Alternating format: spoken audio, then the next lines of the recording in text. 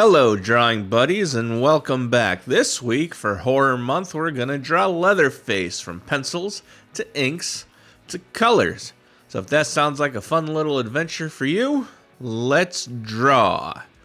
I don't really know much about Leatherface. I watched the Texas Chainsaw Massacre Part 2 for this video because I thought that was considered one of the bad ones. But then I was talking to a friend of mine about what I was going to watch to do the voiceovers for these videos, and he said that Part 2 is actually considered to be one of the really good ones. I mean, it has a great cast. It has Dennis Hopper and then a bunch of people I never heard of. But it was fun. I wouldn't say it's great, but it was fun. Leatherface, of course, he made his debut in the first Texas Chainsaw Massacre movie from 1974. I don't know much about that movie. I mean, I've seen it, but I haven't seen it since like video store days, you know, where you go to family, you rent a bunch of movies.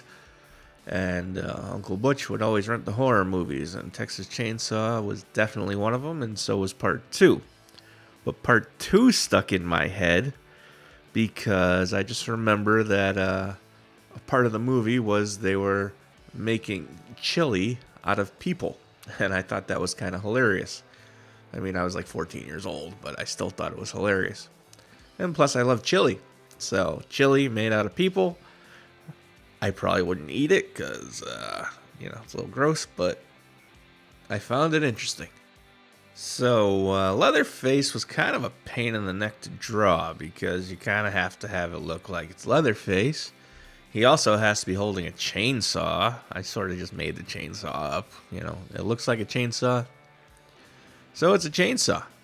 But, like, figuring out where to put the hands to hold the chainsaw and all that stuff, pain in the butt. This is actually my second version of Leatherface, too. I started one where he's holding the chainsaw over his head, but I didn't like it, so I started over. I mean, the drawing, it went fairly quickly because, you know, there's not a lot to it. It's just a side shot, chainsaw, and a big old apron. Although I should have went with the Part 2 version where he's wearing the weird black suit. That might have been cooler, but I didn't watch the movie until after I did the drawing, so I just kind of went with the references that I found online. Part 2, it opens up with kind of like a voiceover and a title crawl where they talk about the first movie and how the girl escaped and said she escaped from hell, and that the cops couldn't find the house and they couldn't find any evidence of what she said being true, and they chalked it up as urban legend and they moved on. Although there have been various chainsaw killings in Texas throughout the past 12 years, they just kind of dismissed it as nothing. But Dennis Hopper in Part 2, he plays a relative to, I think, that girl or somebody else who was killed in the first movie, and he won't let it go. So anytime something happens, he shows up, and he's gonna solve this chainsaw murder thing and avenge his loved ones. So after the title crawl, the movie starts out with a bunch of 80s yuppies. You know, they're in a Mercedes, they're listening to music, being jerks, they're being loud, they're driving fast. They decide to play chicken with a blue pickup truck. And the pickup truck chickens out, drives off the road. They go on, and they also call a DJ because they hear there's a call-in number.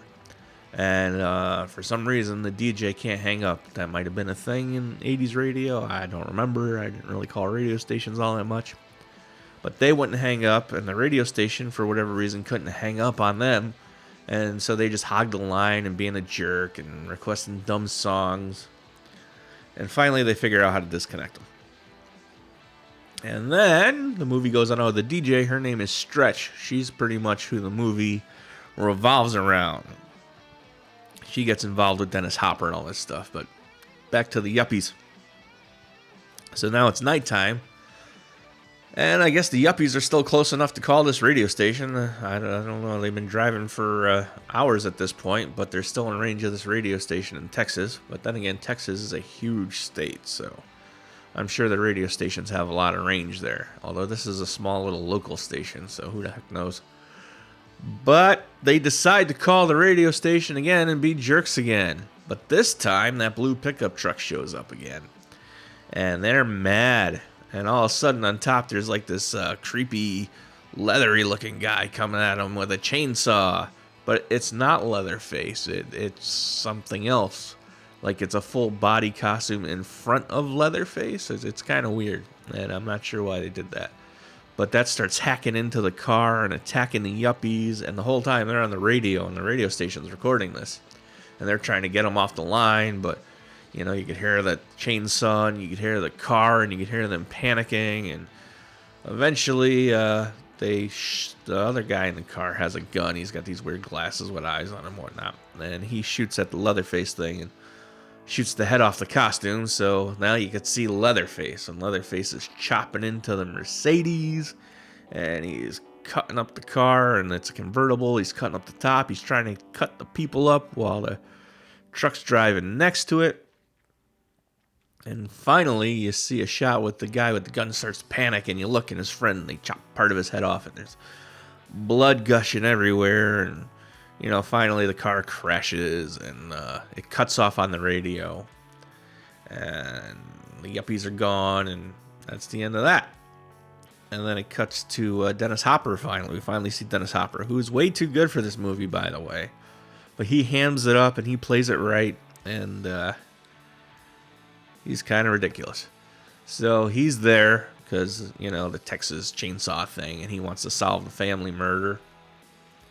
And the local cop tells him to get lost, and he's like, nope, you guys keep pushing us on the rug so long, and people are getting murdered, and I'm going to solve this because, you know, this needs to happen.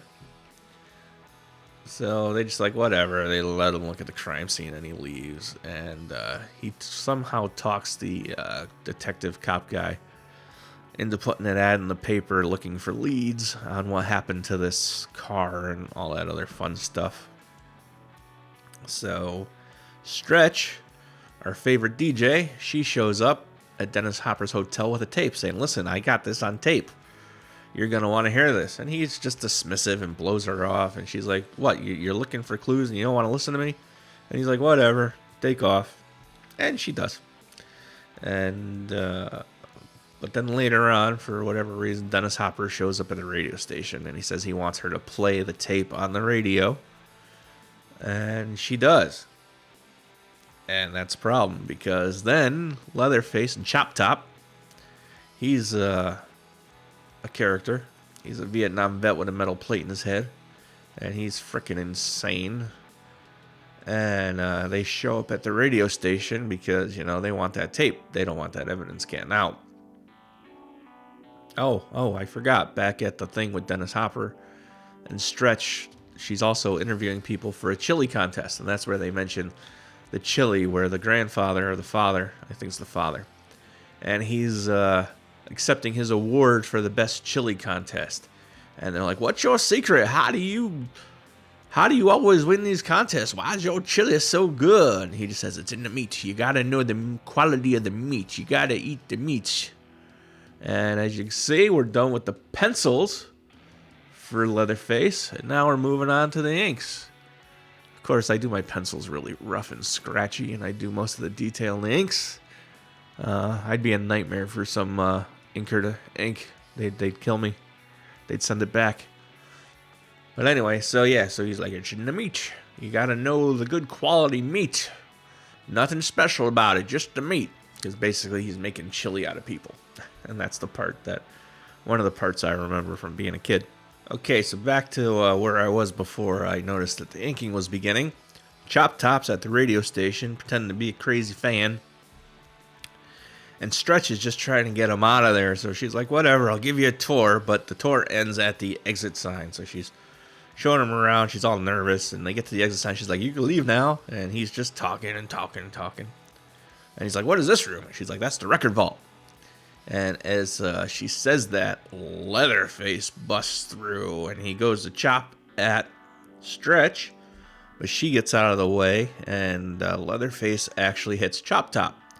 But Chop Top, he's a Vietnam vet, and he has a metal plate in his head, so the chainsaw just kind of rubs off his head and cuts up his wig. And he starts freaking out. You got my head. You got my plate. You ruined my wig. And Leatherface is like, he freaks out a little bit. But then he runs after Stretch. And while he's after Stretch, she hides in like a closet. And the closet has a big metal door on it that she locks. And the chainsaw can't cut through it. And she's like sitting in the back of the room freaking out. And for some reason, the room has this big tub of beer. And it's got ice in it. And it's like one of those old metal wash tubs and all that. And he's trying to cut through, and then he goes quiet. Leatherface goes quiet. But then he busts through the wall next to the door, and he starts coming after her. He's cutting in the ice for some reason, and it's between her legs, and it's this weird, like, sexual innuendo thing that doesn't really make much sense.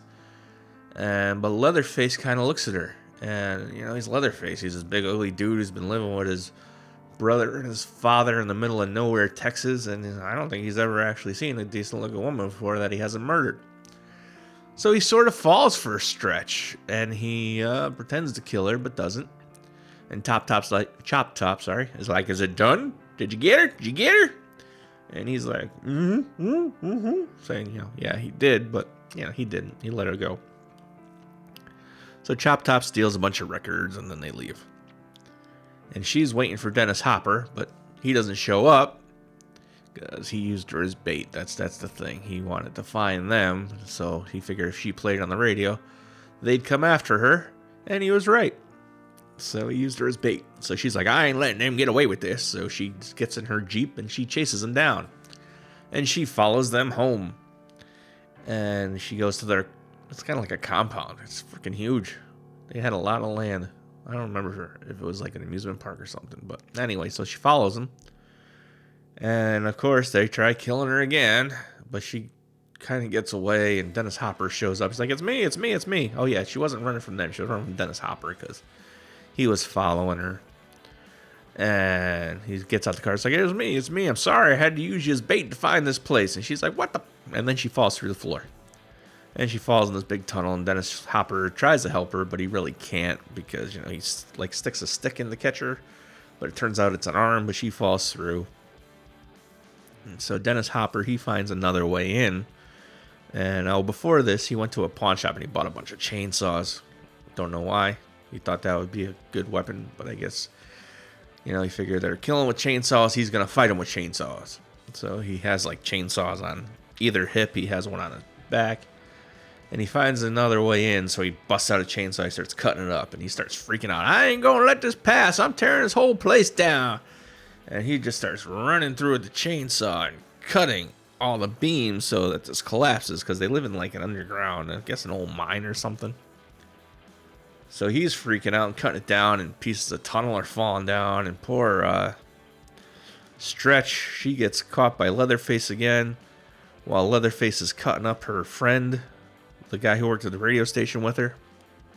He cuts the guy's face off. He puts it on her. It's really gruesome.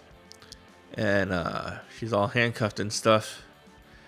And then Leatherface has to go because, you know, Chop Top comes in and he doesn't want Chop Top to know that she's there. And while they're gone, the guy wakes up with no face on and he helps Stretch. And then, you know, he falls down and dies and stuff. The movie is freaking weird. And then it cuts to the family, and they're at like a dinner table. I remember the dinner table thing, and I somehow remember it more as a family-style dinner, but that's not what it was. You know, but they're all around, and they get Grandpa out, and Grandpa's like 137 years old or something. And they catch her again, and I don't even know where to begin. I watched this movie like 2 days ago, and, you know, I don't remember most of it. That's how much of an impression it left. I just remember fragments. But yeah, so she, Grandpa, they want him to hit her in the head because they say he lives so long is because he lives on a liquid diet. He just drinks blood. So I guess he's sort of like an old man vampire. But he's not strong enough to hit her, and the hammer keeps falling out of his hand. And Dennis Hopper's still just running around like a madman, cutting pillars and collapsing the tunnels. And somehow Stretch gets away, and they chase her, and Chop Top chase her. She ends up on top of a thing. Dennis Hopper cuts things up and collapses them, and I don't really remember exactly how they get to it, but she ends up on top of a tower and Chop Top chases her, Leatherface chases her, and she ends up killing them both, and she's just like dancing with a chainsaw and some weird, crazy ritual thing, and that's the end of the movie. And I think Dennis Hopper collapses in the tunnels or dies fighting somebody. I don't know. It was a crazy mess of a movie. Going back to Uncle Butch, he's the reason like I watched all these horror movies back in the day, because he would rent them or he would take my 9-year-old me to see movies I shouldn't be seeing. Like I mentioned, he took me to see Nightmare on Elm Street when I was like 9 years old, and Chud whenever that came out. I saw that in the theaters and all the horror movies. And he didn't take me to see these Texas Chainsaws in the theaters, because I don't think they were playing in the theaters around here. I think they were pretty much direct to video. And I wasn't born in 1974, so there's no way I was going to see that, the first one. But I do remember later in life, adult me, went to see the one with Jessica Biel. We went to see that. I think that was 2003, 2005. I don't remember. And I don't remember anything about the movie either. I just remember Jessica Biel in low-cut jeans and a white t-shirt because, young man Jessica Biel. You can't go wrong with that. And then I think there was another one. I didn't see it with that other girl, Alexandria Daddario, and she's in that one. And I'm sure there's been other Texas Chainsaw movies. I wonder if there's a part 3. I need to look that up, see if there's another 80s one, but I doubt it. But yeah, he would take me to see these, and we rented, this part 2. You can't hear it. I paused it because I lost my train of thought on Uncle Butch there, because no script, and I'm just going off the top of my head on the movie I watched and all that stuff.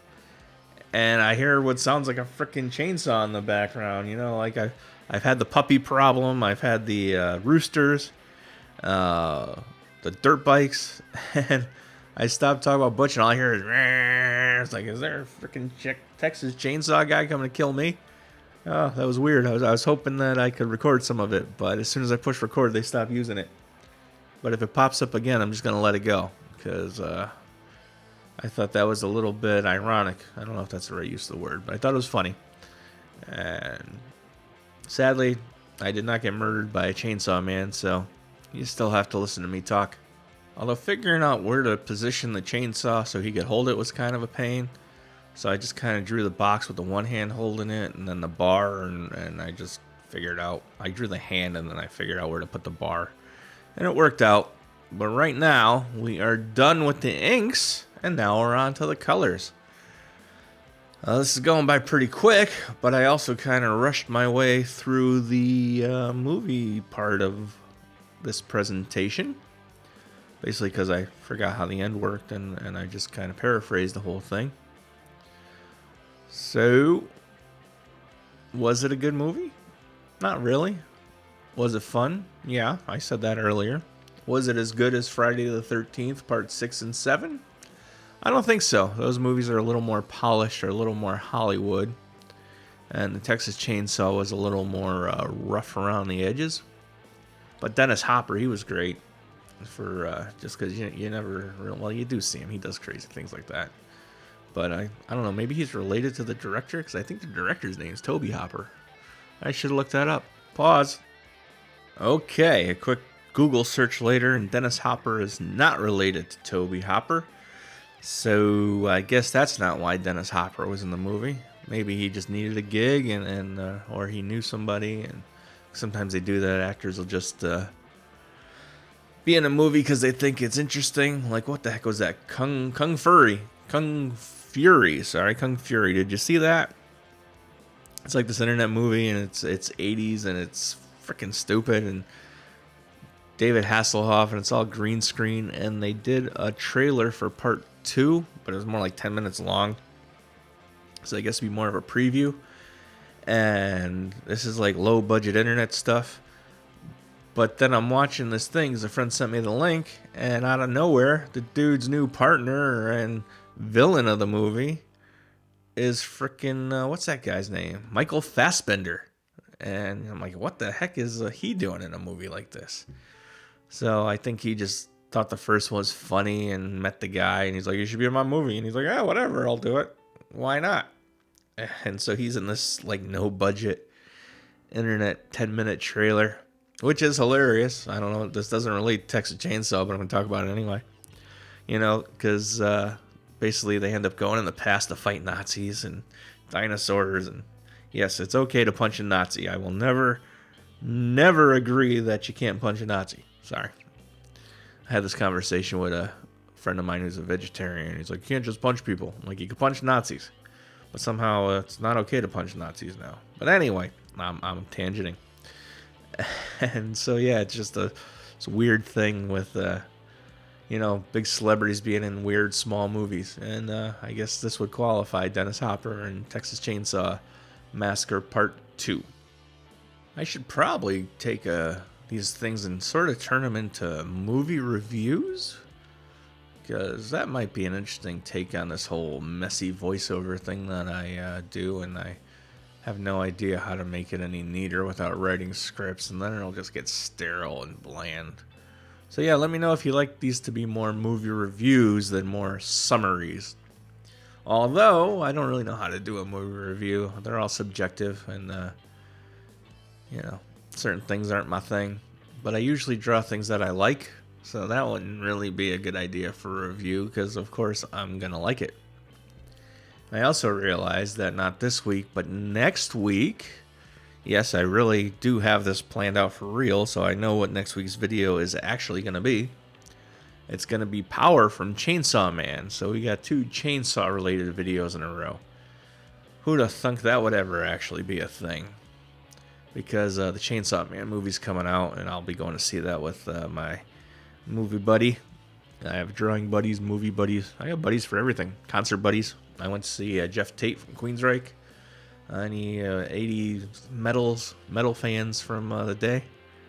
If Jeff Tate comes to your city, go see him. It was a great show. He played all of Operation Mindcrime. And then he played a bunch of the hits you want to hear, like Empire, and Jet City Woman, and Silent Lucidity, and Queen of the Reich, which was a nice change of pace, because a friend of mine, he's been listening to a lot of Queensryche, and he made me go see another version of Queensryche without Jeff Tate, and they played their first album, The Warning, and that's all they played. They played The Warning, and that was it. When they said that during the show, half the people walked out. But Jeff Tate, he did Mindcrime, which is a much better album. But he also knows that people want to hear, you know, some of the other hits and songs. So he played those too. Not too much to ask, right? So yeah. If you go see Jeff Tate, go see Jeff Tate. If you go see the other Queensryche plays The Warning, unless you love The Warning, skip it. Not good. And what does Queensryche have to do with Texas Chainsaw Massacre Part 2? Absolutely nothing. It just popped into my head because, you know, I got my drawing buddies here on the internet. I got my concert buddies who I went to see that with. I got a movie buddy who I go to all the movies with. You know, I'm a lucky guy. I got some good friends. And I'm glad I could include you all in the group of that. But the coloring for Leatherface is pretty straightforward. So that didn't even really take that long. I think it took about as long to add all the filters and figure all that out to bring it all together. And the background, you know, obviously it's Leatherface, so I went with a splattery blood look. I also think I do comic shows, Comic Cons actually, some of them, not a lot. I used to do more. And I set up and I sell prints and I talk to people, and it's fun. It's nice to get out and meet people and talk to people you normally wouldn't meet, and get to know people and draw pictures for people. You can't complain when somebody wants you to draw a picture for them. You know, kind of feels good. But I think I might expand into horror convention. So that's another reason why I'm doing these horror month things. So I have a little portfolio of horror drawings. So I got Leatherface here. I got Jason. Oh, right here, sorry. Tangent time again. I thought he looked too clean, and I wanted Leatherface to be a little dirtier. And I had this old texture from, I don't even know where I got it from. And I decided that throwing that over Leatherface would kind of bring the drawing together, because the yellows pull it all in. And it would also dirty him up real nice. And I think it worked out really well. And I'm glad I went with that, because He was just too flat before. He was too sterile, and Leatherface needs to be dirty. So we went with it. And then obviously the blood spatter background, self-explanatory. So yeah, I think I'm going to do some horror shows. I got to figure out where they are and how to get tables and all that stuff. But I think it'll be fun. Because I got Leatherface, I got Jason, I got a vampire that I drew. I did Frankenstein, Bride of Frankenstein. I also have like a color pencil drawing of the Bride of Frankenstein I did a while ago that I really like. And I don't really do stuff like that often. I did it in black and white, and I printed it out on a nice piece of textured paper, and then I did the colors with color pencil, so it's definitely got a lot more blending and more of a realism than I normally do to it. Maybe I'll post a picture of it. I got to figure out how to use this YouTube thing, because I think you can actually post just images and stuff. But then again, I won't be doing a video on drawing it either, so I don't know how that would work. But yeah, so let me know if you think doing horror conventions would be a good idea, and if you think a print of this would look good on your wall. There we go. We're getting to the end. I'm putting my signature on it. And then I just throw on all those fun little filters. I blur it. What's that called? Color aberration it. And I throw the vintage film on it.